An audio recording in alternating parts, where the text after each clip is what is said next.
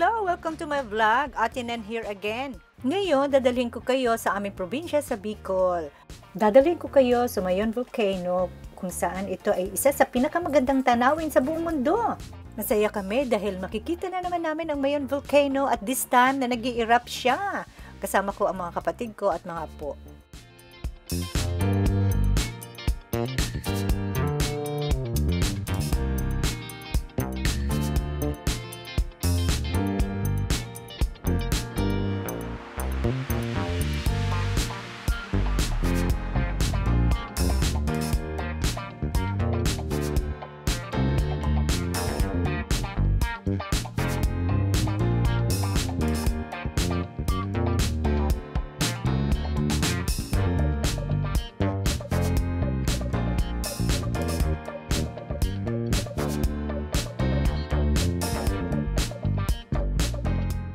Maaga kaming umalis, siguro mga 6 o'clock paalis ang bahay. So, it took almost 5 hours to travel. So, ito yung kapatid ko ang nagdadrive. At syempre, si Lloyd nasa harapan para makita niya ang mga view while traveling. So, nung nasa Naga na kami, pinalitan ng brother ko yung pagdadrive niya. So, ito siya ngayon. Huminto din kami sa isang lugar para kumain at mag-morning tea at stretch na din.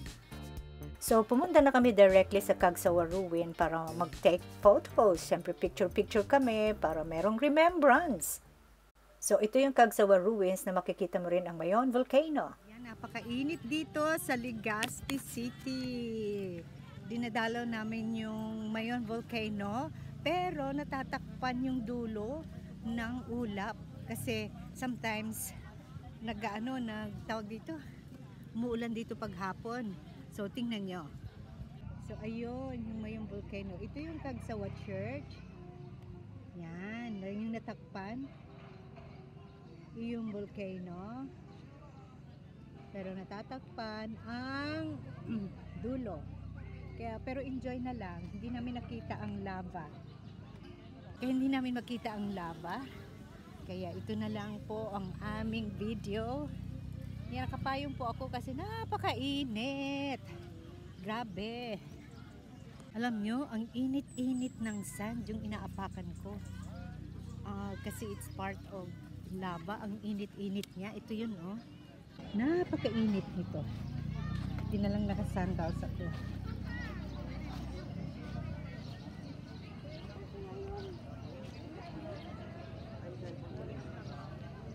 May mga tindahan doon, yan, may mga souvenir shop.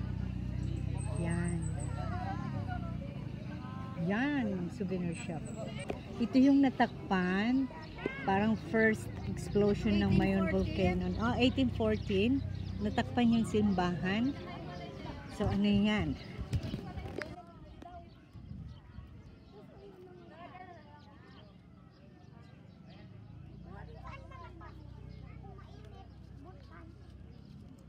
Yan po yung distance ng Mayon Volcano, pero yung lava nakarating dito, kaya natakpan yung church. Maraming tao ang namatay. Ayan. Yan na lang po yung ruin. Yan yung natira. So the body of the church natabunan talaga at merong mga taong natabunan din.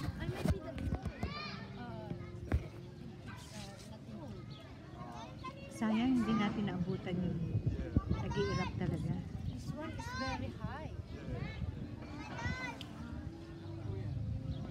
Hindi ako sigurado kung itong lake na ito or pool ay part ng nasirang church. Or maybe they just made it.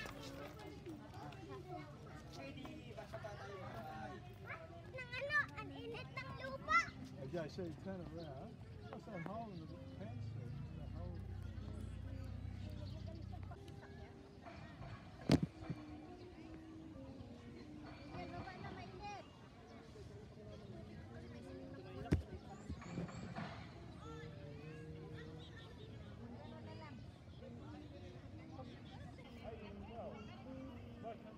Nati po ng paypay dito para maubos. Hindi ibig sabihin natin miling yung harap mo. Kasi diba?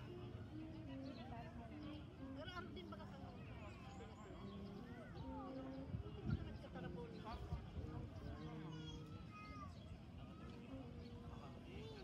Yan yung lava, hindi mo lang siya makitang umaapoy dahil araw siya, pero pag sa gabi makikita mo siya.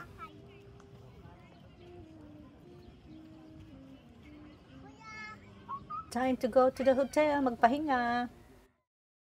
Tapos ng siesta, sinabihan kami ng staff na pumunta kami sa Daraga Church kasi may maganda daw view, kaya ito yung dinaanan namin. So makita natin, kitang-kita talaga ang Mayon Volcano.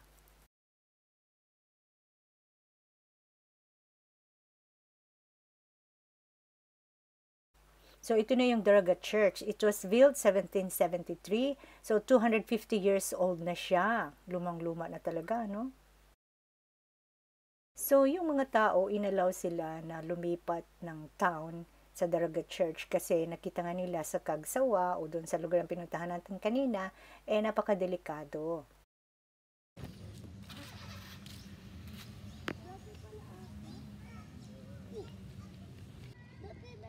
Han, wave, Han, wave. Oh, wave, wave. O, ayan, ikot tayo ng 360 degrees.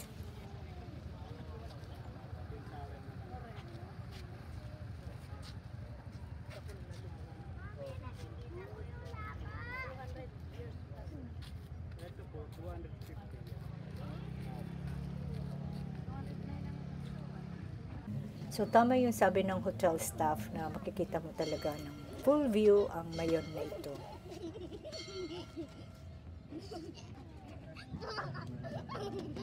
The view at 5 or 10 to 6 in the afternoon. So at 7 o'clock there will be lava, or you can see the lava here. We'll wait. We'll have a look. It's 6:17, so ganito na ang itsura ng bulkan. So it's really nice. A bit of sunset. Lava is here na. Go lava! Go lava! Go lava! Sumabog ka na.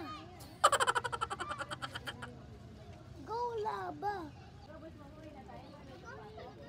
Ayan, dumidilim na siya. Mama!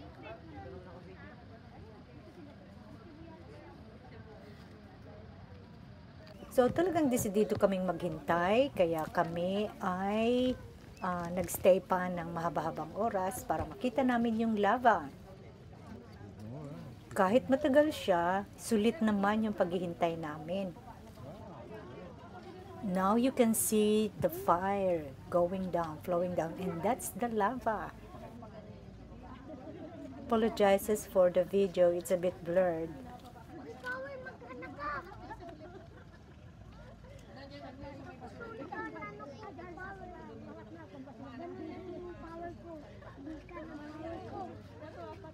Buti na lang nung pumunta kami dito, hindi umulan sa hapon, kaya nakita namin na malinaw yung tip of volcano. Isn't it good? It's really a blessing.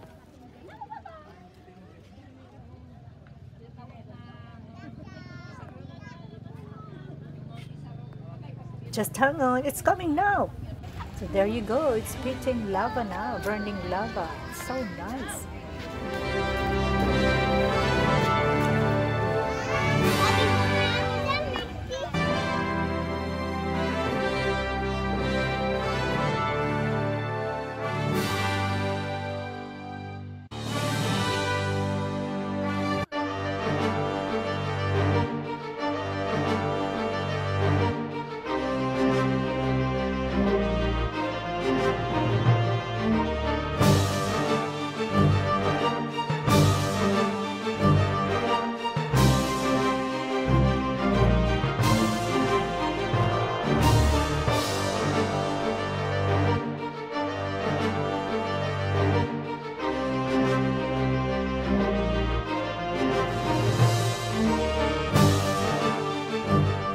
While looking on this majestic Mayon volcano, I was reminded again of the one who created this amazing creation.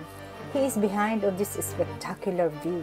As the lava goes down, I can see the power and the energy produces, and it is so great and strong. Indeed, God who created this one is so intelligent and more powerful.